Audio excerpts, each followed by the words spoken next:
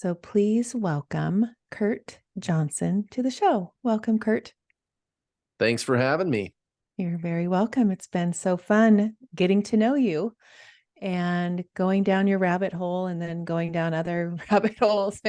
And everyone knows I love my rabbit holes. I got But lots of them. yeah, it's been, we speak the same language. I love, the whole thing with twin flames. I had someone on my podcast that went out today that it came up and I thought, oh, I get to go deeper with you on that. And so then I'm thinking, the twin flame expert, right? Like, and then I thought, wait, there's way more to Kurt than just that. True. And there's so much magic in your childhood. I want to go back because I feel like, when I say, gosh, Kurt, what were you doing before you realized you were way more than you thought you were? Like when you started, but when you were 4 and you had that experience with that angel, like a hmm couple times. So, it's like it was awaking you as you were even a child or a little tiny 4-year-old, and then it just evolved. Like, can you kind of give the backstory Yeah. and then we'll go It's kind of deeper? hard to deny that you are more than your body, Right. right? So the system, it kind of tells us that you're limited and we live in a dead universe and you're just a bag of bones and nobody knows what happens to you when you die.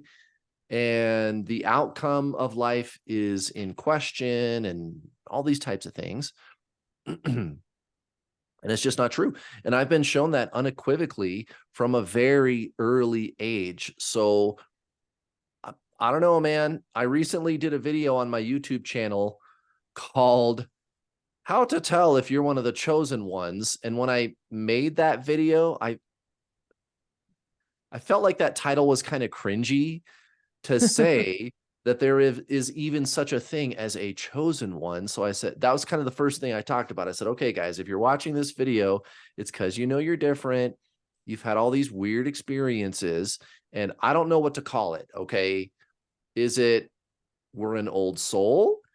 Is Mhm. it I'm a star seed? Is it I was chosen? I have no idea. And I don't think of myself as like special or better than anybody else. But on the other hand, when you're visited by physical apparitions, angels, when you're 4, followed by an out of body experience, and just all through my life, when in my teenage years, in my 20s, just on and on and on with all these crazy experiences, I don't know what to think of that other than someone's really trying to get my attention, Right. and they got it. They got my attention. And I mean, on top of that, when I think about all the other like talents that I've accumulated over the years, um, it seems pretty evident to me that I was put here to talk to people about this, to Mhm. remind people that they're not limited, that your true nature is that you are unlimited, to remind you that you're a creator, to remind you that you're a spiritual being inhabiting a physical body and a mind. And I definitely have the gift of gab. So I guess that's what I'm here to do. Right. And all of these experiences going way, way back to even when I was a kid, there's no way you could ever talk me out of it. And I think that's important because that is a big part of the reason why I'm so passionate about this. A doorway was open for me a long time ago. And Right. there's probably a lot of your listeners that can relate. Yeah. Oh, for sure. But when I go back, and I have 2 daughters, and I was listening to your story, to those stories, your childhood magic stories. And I know there's no magic. I just learned that from one of your videos. It's um, just science undiscovered. right. But will you explain? Because I don't know how, like, I want to get to where you do what you do now, but I want you to, because you met your twin flame, you went down that rabbit hole because of what you experienced. And so I need to have a little bit more background of your, like, the trail, the breadcrumbs that you picked up along the way that led you to this moment right now. Well, And before I speak to that, the first thing that popped into my head was, I think what's going on is a continuous trail of breadcrumbs that never ends. Right. And that may be true for everybody too. So who knows what else is to come. But when I take an accounting of everything that I've experienced up to this point, I can't blame you at all for wanting to know more about it because of all of the secrets of the universe that I've unlocked, which is true. I'm not even just being, facetious when I try to be funny, but no, it's true. Like, I've been shown things that other people aren't shown. And again, this just goes way back to early in my life. And I have to ask myself, like, where did I come from? Like, who was I in my past life? And I've had past life regression. I've had Akashic record readings, and I know that stuff is real, but I'm the science guy too. And it's like, well, I want to see proof. I want to know for sure. Like, this could just be some random person that doesn't really know what they're doing that I'm talking to. Like, how do I know for sure that's who I was in my past life? And I know there's other ancillary kind of ways to tell, like who you used to be, like your likes and dislikes, and what kind of work you find yourself doing and stuff like that. So, the answer to your question truly is fourth dimensional. I would have to go so far back in time that it's beyond this lifetime. Interesting. My other self, that's what we call twin flame. Um, her favorite topic ever is consciousness. That's like one of my very favorite topics ever, is consciousness, unlocking the mystery of consciousness. And being that twin flames are nothing more than simultaneous incarnations of the same soul, well, that adds up, that there's a similar interest there. It's something that's I'm very passionate about. But without telling you my whole entire life story, I mean, your viewers could do the same thing you did. Just go to my YouTube channel and look for my spiritual autobiography playlist. There's literally, I put a playlist on my YouTube channel. It's New World All-Star. You go to the playlists and you find Kurt's spiritual autobiography. And it's weird, man. All the things that I've experienced, I think, are to show me, no, you can prove this stuff. Like my friend who went through a spiritual awakening. So the traditional, not nice kind of awakening like I went through. His trigger was different though, but it starts with that very painful ego death process, which is horrible. And then you come out of it like the phoenix rising from the ashes or something. Like you're completely reborn. You're a completely different person. He comes out of that with these incredible telepathic abilities. And he left me a record of things that I was doing and saying one night. He wrote it down on a sheet of paper. And I was even with a friend at the time, and we were 50 miles away. And he wrote down specific things that she said and specific things that I said, word for word, and actions that we were taking. And I still have that. And to me, that's physical evidence of telepathic ability. And then in my 20s, I started reading Greg Braden.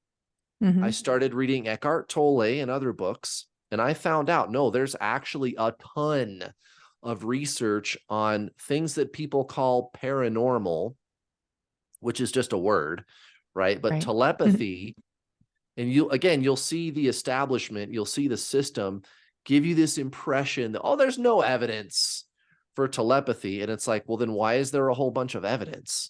And yes, you can do scientific studies with controls in place on things like telepathy and like Reiki healing and the power of prayer and these types of things. There absolutely is a way to do that. So my trail of breadcrumbs, if you will, has just been case after case after case after case after case, I've been led to all of these experiences that show me what's going on here. There is something much larger than just our physical body. Your body and your mind are like a spacesuit Right. that you're wearing. The astronaut being the spiritual traveler that you are, the soul, who is a holographic fractal reproduction of the source, right? You could say Right. that's the soul. And insofar as we are inhabiting this body and a mind, this is the new thing that I've been led to through my experiences. And it's always been like this, by the way. Maybe this will make this all make sense to you, but every experience that I've had, like every bit of information that I've come across has been like accidental, you could say. I mean, there have been times where I've been seeking and searching for information, but that's usually how discoveries happen. You know, Right. you stumble across them, and it's been like that too. And this was another one, like realizing what a powerful creator I am. Your body and your mind are manifesting equipment. That's what you are. Every single one of you listening, you are a powerful manifester if you would just believe in yourself. And, you know, like with my coaching program, I went through the spiritual awakening and I said, look, I've heard about this law of attraction. I'm sick and tired of being broke. If this is real, I'm going to start doing this intentionally. And I just tried a few things out and it worked. Like what? And what is your spiritual awakening? Well, that was when I met my twin flame. Okay. Who is your spirit. But from that point forth, when I started changing my life, creating my life situation on purpose, instead of just like most people kind of just walking through life unintentionally, being the effect, like you're like most people, they perceive themselves as the effect and the outside world is the cause. Right. And the law of attraction is saying, no, you're the cause. The outside world is the effect. And so what inspired me to do that in the first place was actually my spiritual awakening. So, you know, people, they go through this classical type of spiritual awakening, which starts with a thing called ego death. Some people call it dark night of the soul.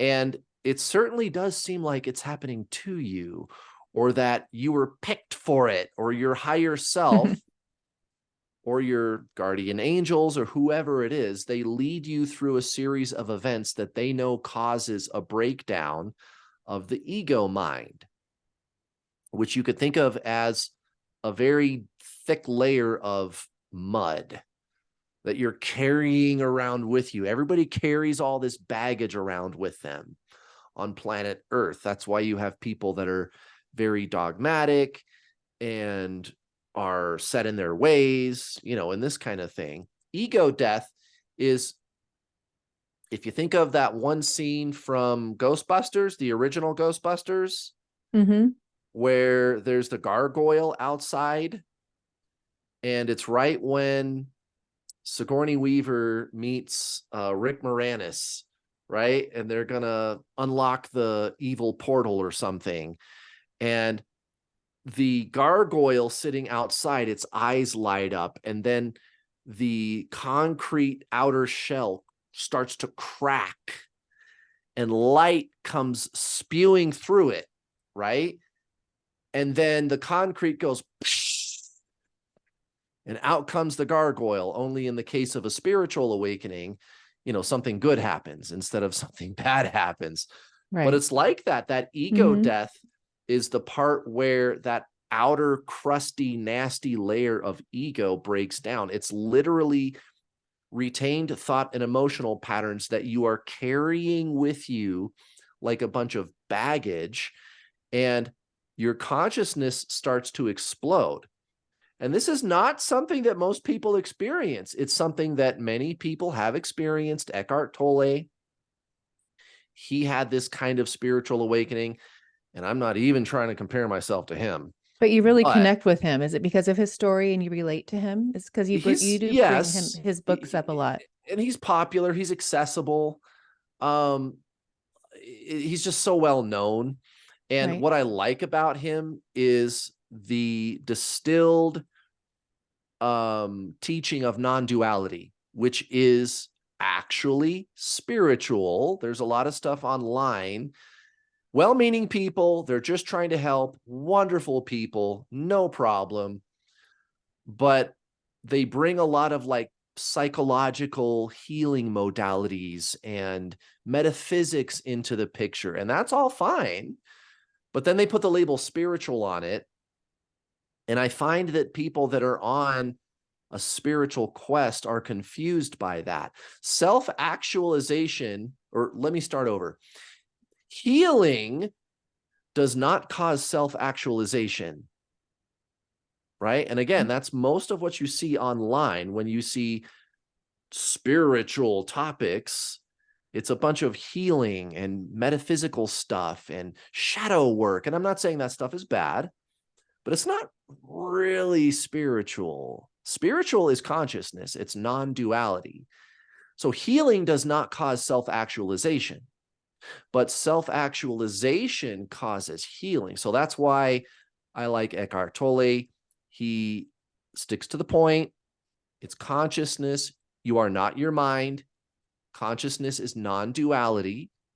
It is beyond the realm of this world of relativity, of the yin and yang, of the opposites. Right. And some people, they like him a lot. And then they also like Michael Singer. I like Michael Singer a lot too. His book, Untethered Soul. Yeah, I love pretty that much book. The same as The Power of Now. Mm-hmm.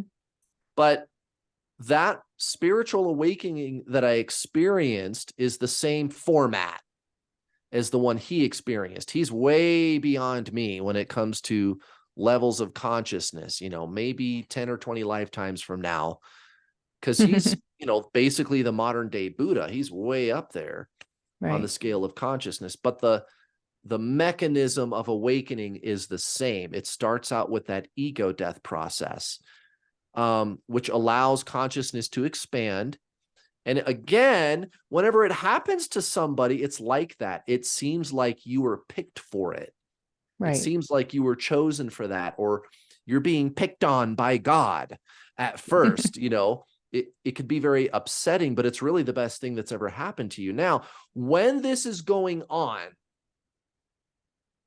for me, for all of my students, right, 6,000 of them, they meet their twin flame or whatever it is, you start seeing a whole bunch of repeating number patterns everywhere, like you've never seen it before. It's a thing. Oh, it's a thing. It's my thing. It's in my life every single day. I haven't missed one today. Haven't missed it. I'm sure 11, you 11, see it all 10, the time. 10, and 1, synchronicities. 2, yeah, all the time. Dude, right? All of these weird events that just line up. And it occurred to me, I'm causing that. Right. You're the cause of that. It's not really happening to you. You are causing those things. The question is, what is you? What is the you who is causing that? And it turns out we come right back home to where we started, because we're looking at the outer world. We're looking at the effect, the numbers, the synchronicities, which I used to think was the cause, just like everybody else. What's really going on is I'm the cause, but the I that I speak of is the real I. So when I say you are the cause, I'm speaking in terms of spiritualism, which is consciousness. Consciousness is who and what you really are at your very core. And consciousness is what causes all of those things to happen. And I realized this. And when I realized I was the cause of the synchronicities and the numbers and all of this kind of stuff, that's when I said, wait, I don't have enough money to buy a postage stamp. I'm tired of that. I'm going to change that. And here I am. That was Okay. 5 years ago. Oh, wow. And so we need to go into, I want to go back to your, when you found your twin flame, because you say that's your spiritual, that was the moment of your, the dark night of your soul. And when I hear the story, and twin flames, that's a common word in the spiritual world, right? But I didn't realize, I mean, I've interviewed people, like I said, that talk about meeting their twin flame. But when you explain the five things or whatever, like you can't, you're obsessed, you like, you can't stop crying, everything just like your world turns upside down. But Yeah. can you go into that detail so people Oh, yeah. understand? Because you are attracting these people in your business that are either asking you if they have a twin flame, or do you think this is really but there's people out there today. I got messages saying, tell me more about a twin flame. I go, oh, I'm interviewing someone today too. But There you it came go. up in our interview, that went out. So people do, like Richard always used to call me his soulmate. And we use that word. That's a common thing. And I've heard you talk about that too. We're all soulmates. Yep. But when you talk about you meeting her, and we kind of explain that moment and how you even met her, and explaining Yeah. that Well, how. we met at work 20 years ago. Yeah, probably about 20 years ago. And she was just some girl at work. We kind of flirted and stuff, and nothing happened. And then we both kind of went our separate ways. I tried to climb the corporate ladder. She went to college, whatever. And then in my 30s, I got into a situation where spiritualism stopped, right? Huh. So about halfway through my 20s, um, I, I, I, I went really unconscious. And not in a bad way. I wasn't doing anything bad. It was just forgetting who you are. Because spiritualism is when you are in a state of remembrance, right? It's not something that you acquire. It's not something that you accomplish. You're remembering that you already are consciousness. You already Exactly. are a soul. So a state of forgetfulness, trying to climb the corporate ladder, get married, get a house, white picket fence, all that kind of stuff. I was Okay. doing all that kind of stuff, right? And of course I was miserable by the end of it. And that's when we reconnected on Facebook, because Facebook wasn't even around when we met. Okay. And we got together on a date, and one thing led to another, and here I am. Now, when It's not that easy, Kurt. it's not that easy. You're right. Well, that's the thing, is the internet is busy telling everybody that twin flame is like a really good soulmate. Nothing could be further from the truth. Right. Or twin flames are a special kind of soulmate. And there's two main reasons that's not true. Because first, when I think of a soulmate, I think of somebody who I get along with really well, and we have a connection, and we help each other, and we talk things out, and it's great, and they support you. It's a soulmate, right? And that could be a lover, it could be a family member, it could be a friend, it could be a pet. Right. That's a soul. It's always been, but it's now twin flames online. Twin flames is turning into this thing, and I'm going to explain to your audience in just a second how it's not arbitrary. Twin flames, it's not subjective. It's something that's very well defined and absolutely real. A twin flame. Okay. Soulmate is subjective. It's all the way subjective, and there's nothing wrong with that. But with your twin flame, at the onset, there is that like bubble phase. And for most people who've met their other self, their twin flame, The little bubble phase lasts anywhere from 4 to 8 weeks usually. So there's exceptions to that rule, but it's usually that. And for Bubble me, it was phase like, meaning like in love, like you're just right, like la la land. Okay. exactly. And it's, oh my God, it's so good. It's, Okay. you'll never experience anything that good ever again. Okay. Maybe that's probably not really true, but that's the way people think of it. And I'm just trying to communicate how good it really is. You can actually experience something that good again, but it's like that. It's But wow. it's because you recognize that you see you in the other person, like there's so much in common, Right. and you're just like, oh my gosh, this person just like Well, knows me so well. yes, and let me come back to that in a second. That's a good question, actually. That's a sciencey kind of question.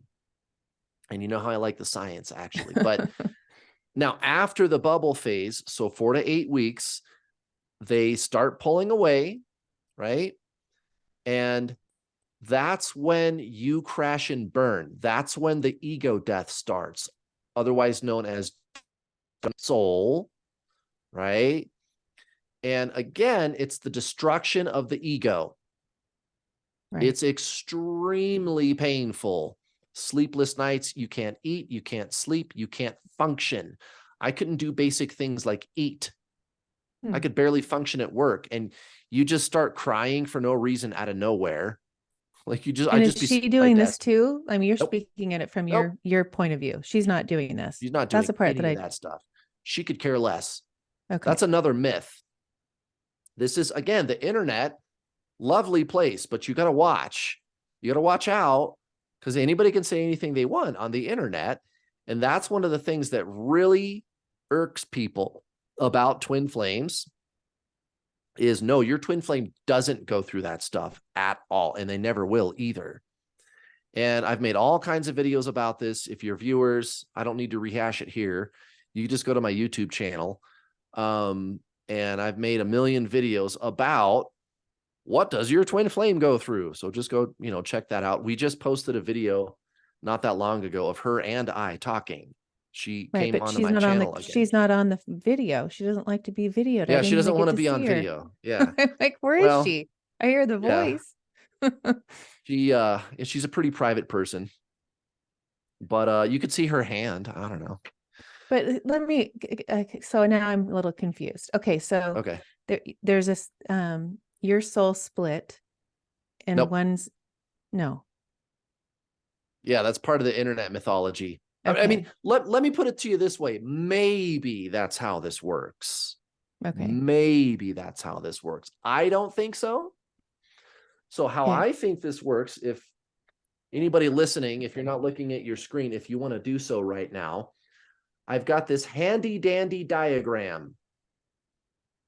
So what this diagram is showing you is this is the higher self in heaven, or the energy part of the universe, right? The before life, it's really the afterlife, before life, same thing, right? Source. And there's no such thing as time, right? Albert Einstein said past and future happen simultaneously, which validates everything spiritual teachers have been saying for millennia about what it's like up there in those higher realms. So all of these individual incarnations of your soul, right? So here's your past life in the year 1770, 1880. There's you and your twin flame. There's a future reincarnation, right? Mm-hmm. Okay. All of those individual incarnations are happening simultaneously from the perspective of your higher self. Time is a function of place. And what I mean by place is the size of the place. And that's exactly what Albert Einstein said. So how big of a place is your higher self inhabiting? Well, a pretty big place, at least a good chunk of the galaxy. So all this is simultaneous incarnations of your soul. So does the soul split? That doesn't seem to be what's going on here. And the reason that we can say that is because we already know about reincarnation. The reason this is confusing to people is because they think of this in time. So the word separation with your twin flame, right? Mm-hmm. People in the so-called twin flame community they have this lingo that they use. Separation is one of them. So another word is union, which actually comes from the spiritual teaching about unity consciousness. It actually has nothing to do with twin flames, although whoever figured out twin flames, and I think this was before the internet, somebody figured it out, like 1970s, 1980s, right? Oh, okay. That recent. And the lingo that everybody on the internet is using in the so-called twin flame community still made its way there onto the internet. But it's a game of telephone now because everybody's misusing that terminology. So for example, separation, they think it means, oh, I'm not with my twin flame.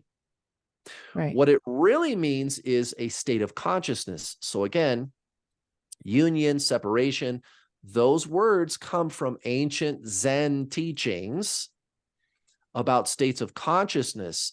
So even Rupert Spira, right? He's also a very popular non-duality teacher of true spiritualism. He'll refer to the ego mind as the separate self.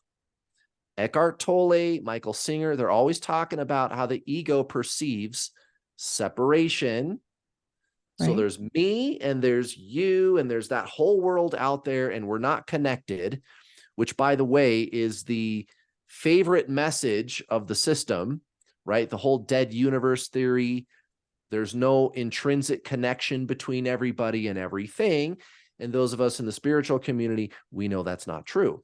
We know that unity is the way things really are. That's where the word union came from in the twin flame community. Now, the reason I'm explaining this is because to say the soul split is separation. It's separation consciousness. Your twin flame is you. There's one thing on the internet everybody, and I mean everybody, agrees on when it comes to twin flames, which is that you're the same soul. And I mean everybody. It doesn't matter who you ask. It doesn't matter if they are teaching twin flames correctly or incorrectly, or even worse, treating twin flames like soulmates, which is kind of what we already talked about. Which again, I mean, when you consider the dark night of the soul that you go through with your twin flame, that doesn't sound like soulmates to me, but everybody agrees that you're the same soul.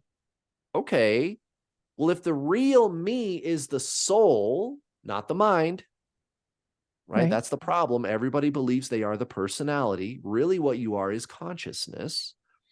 Then there's no separation. But the soul splitting was somebody's way of explaining it.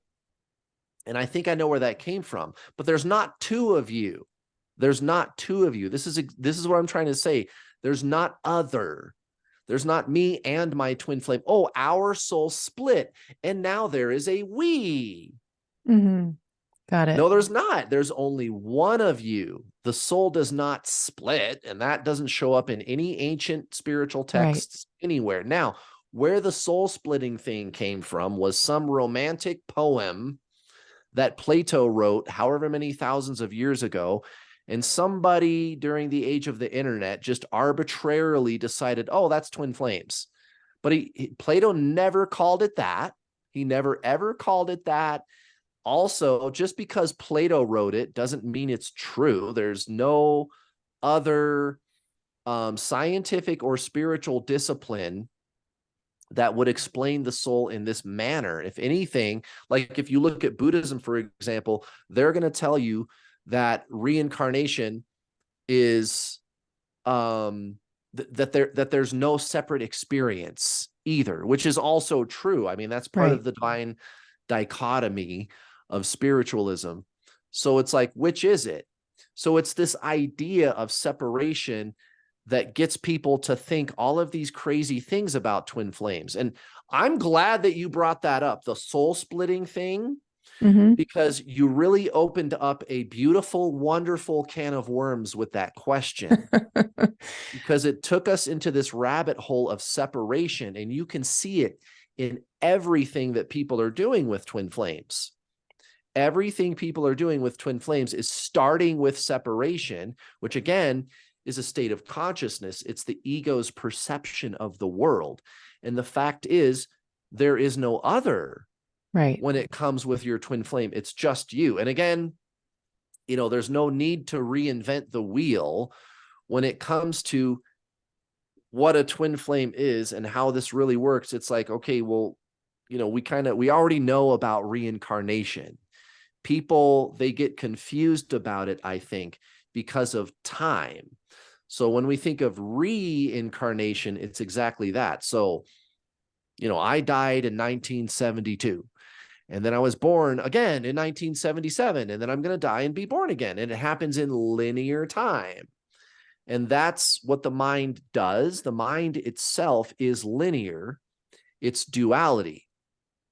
So it doesn't make sense to the mind at first glance that you could have two incarnations of your soul at the same time, because we think, oh, well, I have to die first. Right. Right. And then I you can made it be so clear. reincarnated. Yes. Right. Got it. But on the other hand, do you remember in the Bible where people used to live to be like 500 years old? Right. Like, what if this person back here in 1770 was still alive? Like, what would be the difference? Right. Well, so I guess I want to keep going, but the one thing I need to understand is why are you going through the dark night of the soul, crying, can't eat, and she's off doing her thing and nothing's affected her? That part I don't get. Right. So again, back to this diagram. Oh, so I'm not getting it. Am I not getting it? You totally are getting it. Okay. Well, this is going to make so much sense to you. So if I go back to 1880 here and I meet whoever I was back then, what are the odds that, or just any incarnation, like how many past lives have you lived?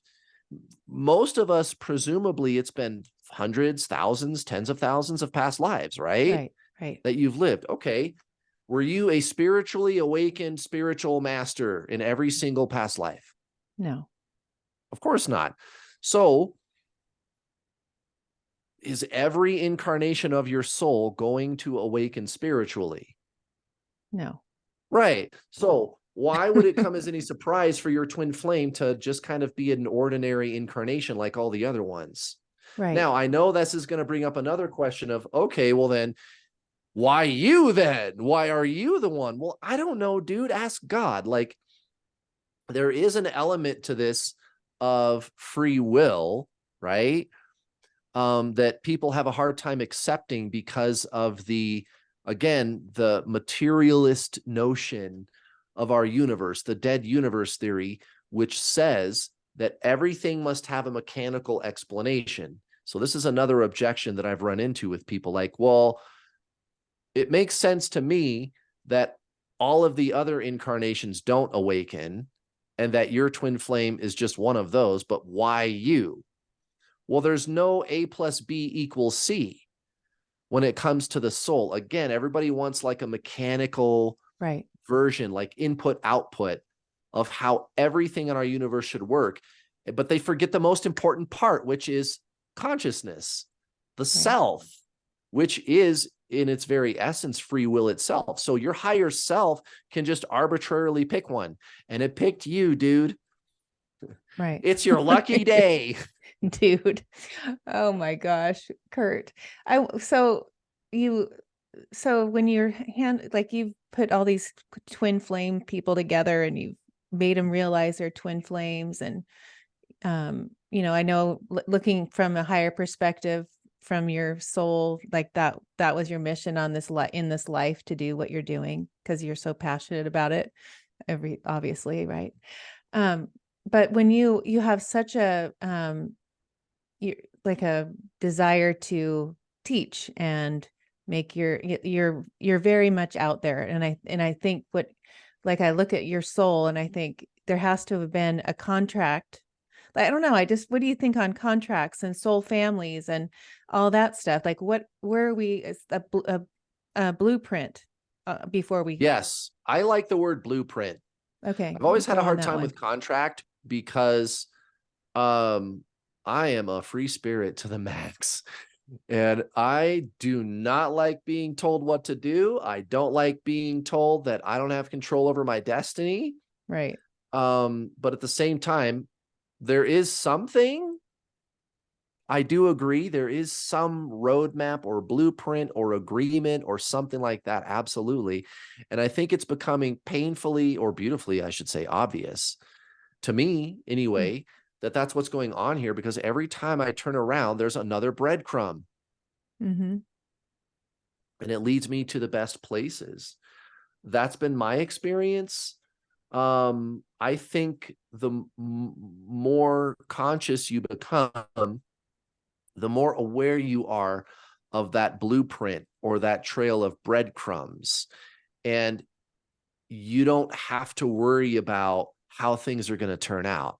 You know, you're going to have a good time the whole way to wherever it is you're going. Now, in contrast, the more unconscious you are, the more that you think you're just a bag of bones. Nobody knows what happens to you when you die. There's no such thing as telepathy. I lost you. I can't hear you. Feel and what There you you're go. experiencing is the effect, et cetera, et cetera. But it's just not true. It's just not true. And even science will tell you that if the system of creation, existing system of creation that I realized is already in place is something that I've realized. So if that's true for me and everybody else who is experiencing this, then it must be true for everybody else too.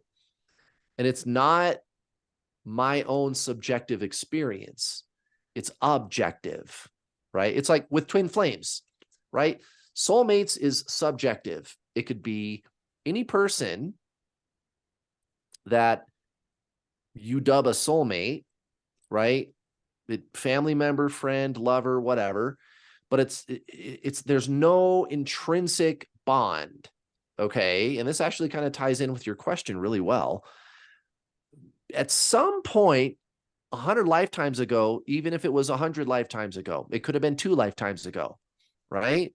But even if it was 100, at some point, you as a soul and them as a soul, you chose to mate, to carry things out over several lifetimes.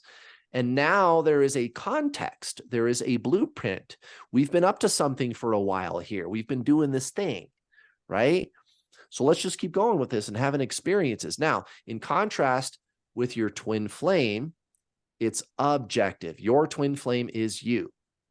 There's not 2 of you. There's only 1 of you, right? The question is, what is you? You are beyond the body and the mind. You are a soul. And again, that's where the word union comes from. That's unity consciousness.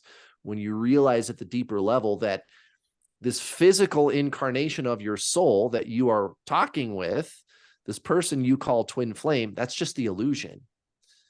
That's objective. That's concrete. Your twin flame is the only thing in the whole universe that is also you. Everybody else is just everybody else. But you can have a good time with everybody else. And yes, you can create something. You can have a party, right? So I think of soul contracts or blueprints, whatever you want to call it. I think of it like starting a rock band. You know, think of Led Zeppelin back in the 60s. You got Jimmy Page. He used to be in the Yardbirds, and Eric Clapton takes off. And Jimmy Page is like, hey, man, he goes to his drummer and he goes, hey, let's look for a singer. They find somebody. They start making some music. They make a couple of albums. After a couple of albums, it's, hey, we got something going on here. We got a good thing going. We have a blueprint. We have a plan. We have a context. You have to put some momentum into things.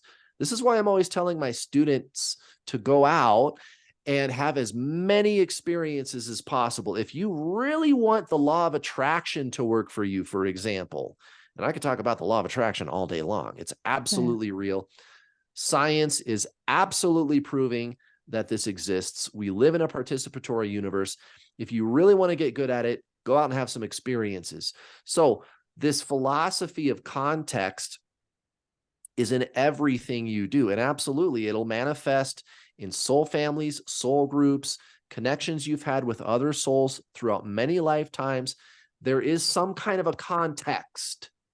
And you're right. When you look at somebody like me, and I'm so passionate and I'm doing the things that I'm doing and I'm having the experiences that I'm having, I think, man, if I could just get in a time machine, go back and find out who I was in the 1950s, 1960s, that might answer a lot of questions for me, like where I came from. Who am I? I look at myself in the mirror sometimes and I think, where did you come from, dude? Because I'm doing some pretty unusual things and I know that's true. And I don't feel like I'm this special person or that I'm better than anybody else, but I gotta be honest about this. Not everybody does the kinds of things that I'm doing or that you're doing, for that matter.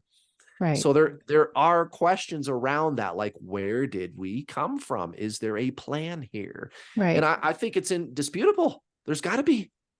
When you say, like, I mean, a lot of people aren't where we're at.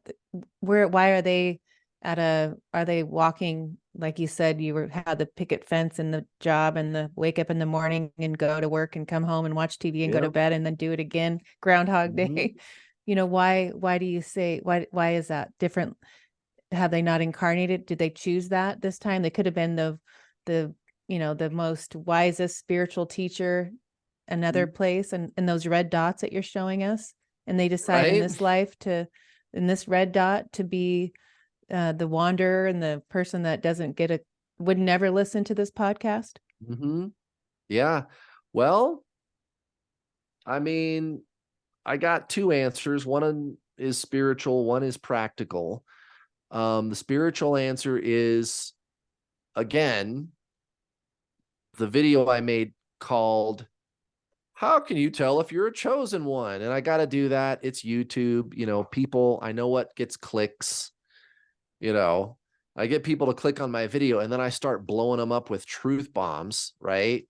But I know they'll click on that because people like to hear that, right? I'm chosen, I'm special.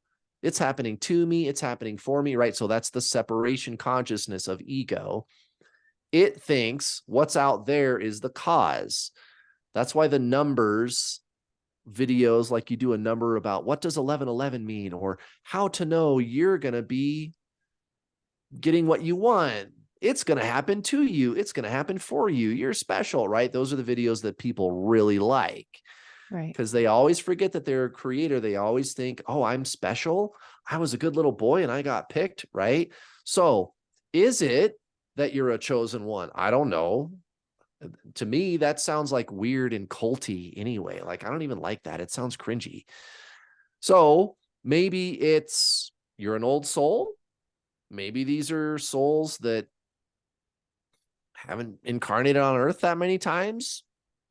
Maybe they have. Maybe what's really going on is, yeah, I'm an old soul, but I've incarnated on Earth 1,000,000 times, and I've incarnated on other planets in the cosmos like 1,000,000,000,000 times. So now I'm a starseed and I'm a really uber old soul, right? Whereas the unawakened people of Earth, they've only incarnated 100,000 times, but I've incarnated like 1,000,000,000,000 times. And how do you prove any of this stuff? You don't. Yeah, you don't. So I guess all we can do is just speculate. So that's the spiritual answer, which is to speculate and acknowledge there must be an answer. There must be an answer. I'd like to know the answer, but I don't know. I don't know.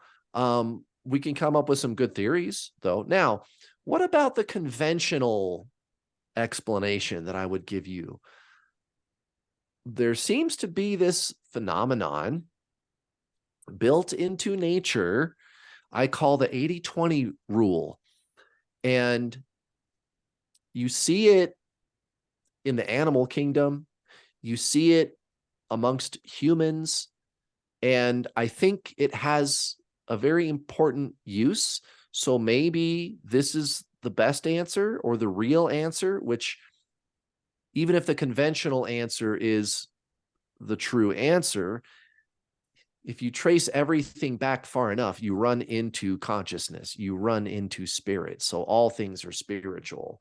Right. But if we have to separate these things out, what I would say to you is what Hermes Trismegistus said, which is all truths are but half truths. So here's the conventional side of thing. The 80-20 rule, which is where you have this phenomenon, and this is true. This is what seems to be happening on Earth.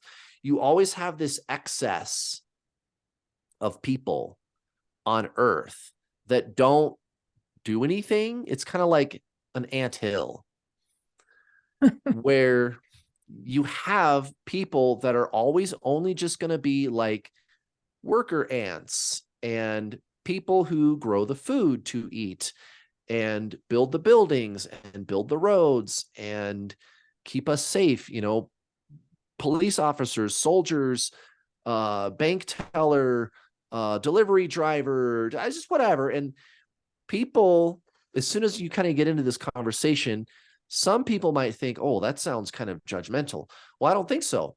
I think what these people are doing is extremely important. And without this excess, this 80% of the population, without these people, we would be in dire trouble. It is absolutely essential that we have an overabundance of people that are willing to do these tasks in our society. Right. It's critical. And they should be paid a lot more money too, by the way. Right. School We learned that in teachers, 2020, right? The 2020, that was the right there woke people up. Like, we better be, yeah, look what we need here. Like nurses, right. yeah, construction workers, the trash man, the guy that takes your trash away. We freaking need that guy. And you can't have a functional society without it. So, and I see this in the animal kingdom. You see the same kind of phenomenon.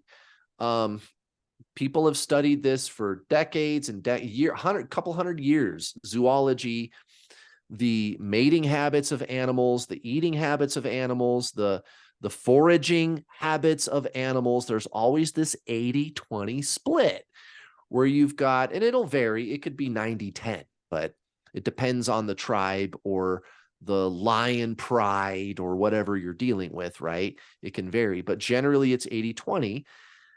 And I don't know, man, nature is pretty smart. It knows how to bring things into balance.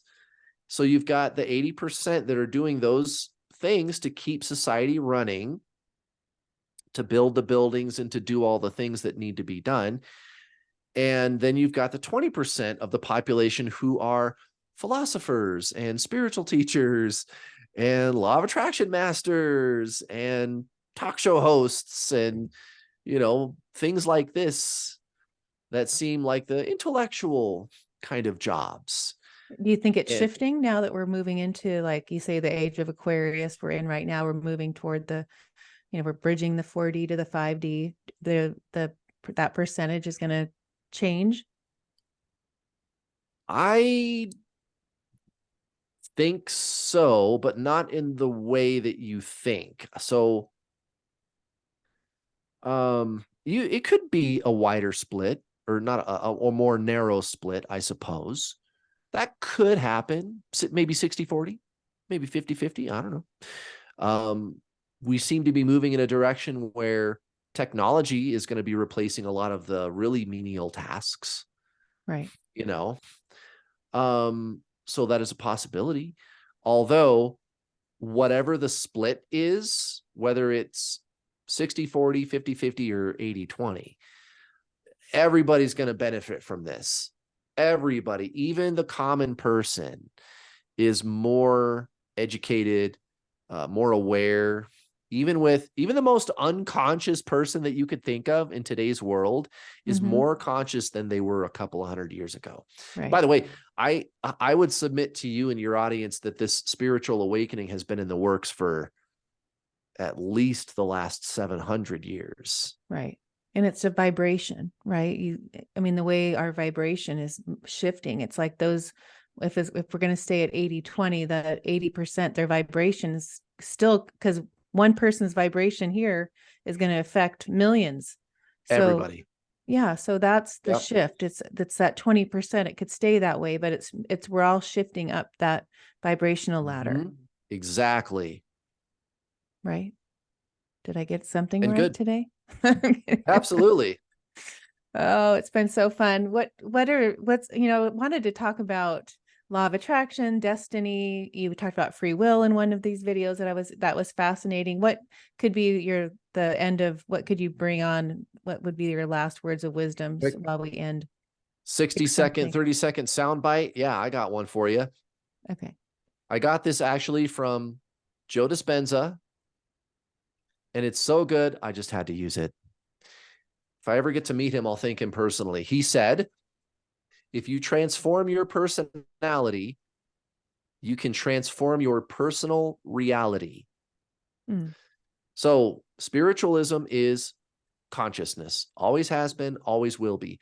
However, the pop culture version of spiritualism on the internet is not all wrong, because what they're encouraging you to do is reprogram old stuff in the mind, which is thought. Spiritual is not thought, it's conscious. But the consciousness, We can't.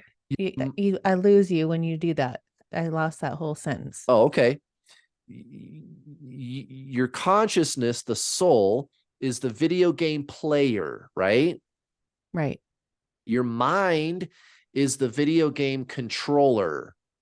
So reprogram the mind. Absolutely. Do it. Heal all the old junk. And I even, like my law of attraction program, it's pretty thorough. I use proven psychological methodologies to reprogram the personality, up to and including go see an actual psychologist. Never mind the online gurus. Great bunch of folks. Not here to make anybody wrong, but you gotta watch out, because there's a lot of so good advice about how to do like real healing, psychological healing. You got to watch out for that stuff. Make sure that you're using proven methodologies. But however you do it, absolutely, it's true. If you reprogram that stuff, if you question your beliefs and change your beliefs, your outer world will change. It absolutely will. This is real, and science is proving it. And if you ever want to do a show again, I could entertain you with all of the endless physics knowledge that I have about the fact that modern physics is going in that direction right now. They're always talking about how the universe is actually made out of information, which means that the universe is mind.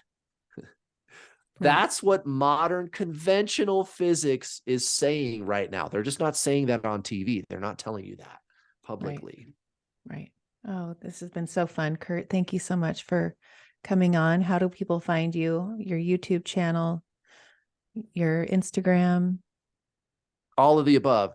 You can just go to my website, newworldallstar.com. There's links to all of my social media platforms. All right. Well, thank you. It's been fun meeting you and fun learning.